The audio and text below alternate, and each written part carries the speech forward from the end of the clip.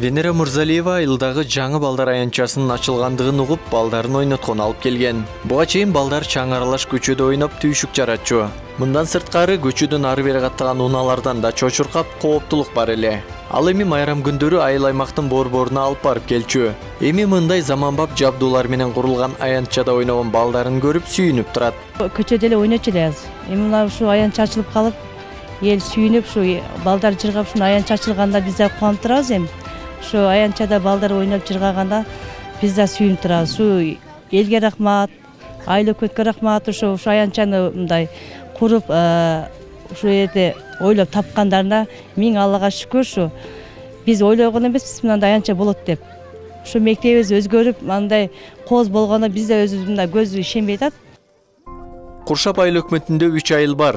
Балдар аянчасын куруу муктаждыгы Шагым айылында көп жылдан бери чечилбей келген. Айыл өкмөтү тарабынан 445 000 сом акча бөлүнүп, аянча куруу үчүн мектептин айланасынан жер каралып берилген.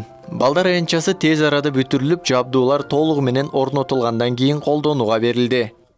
Өзүбүздөн сунуштап, анан үй-сай долбоору менен биргеликте, эл менен биргеликте, жигерлүү топ менен биргеликте бир немеге келишимге келип, анан элдерге түшүндүрүштөрүн жүргүзүп, бул жерден эң жакшы бизге калган тажрыйба бул эл менен биргеликте элди неме сүйлөшүүгө, келишимге мындай чакырып, элдердин өздөрүнөн демилге пайда болуп, курууга чоң жардам берди десем мен жаңылышпаймын да.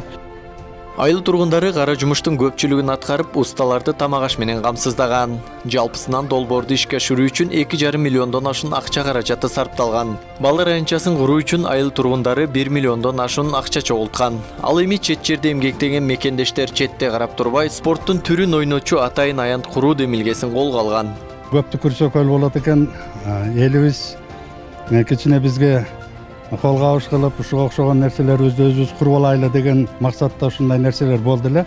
Мына ойноо аянтчаларыбыз балдарыбыз менен да жыргап ойноп атышат. 60%тен жогорку салым элдин салымы болчу.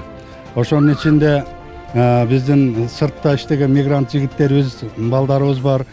Анан өзүбүздүн ичибизде дагы мындай айылдын тургундарынын арасында жанагындай бизнес менен заниматься эткен, ишкердик менен заниматься эткен балдар бар эле.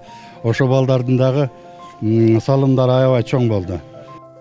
Шагым айылында мындан сырткары демилгелүү жарандардын долбоору менен тазалык ишканасын жаңы техникаларды сатып алуу менен айылдын тазалыгын жакшыртуу программасын иштеп чыгуу жана аны аткаруу пландалууда. Буга чейин мындай долбоорлор менен таза суу проблемасы да чечилген.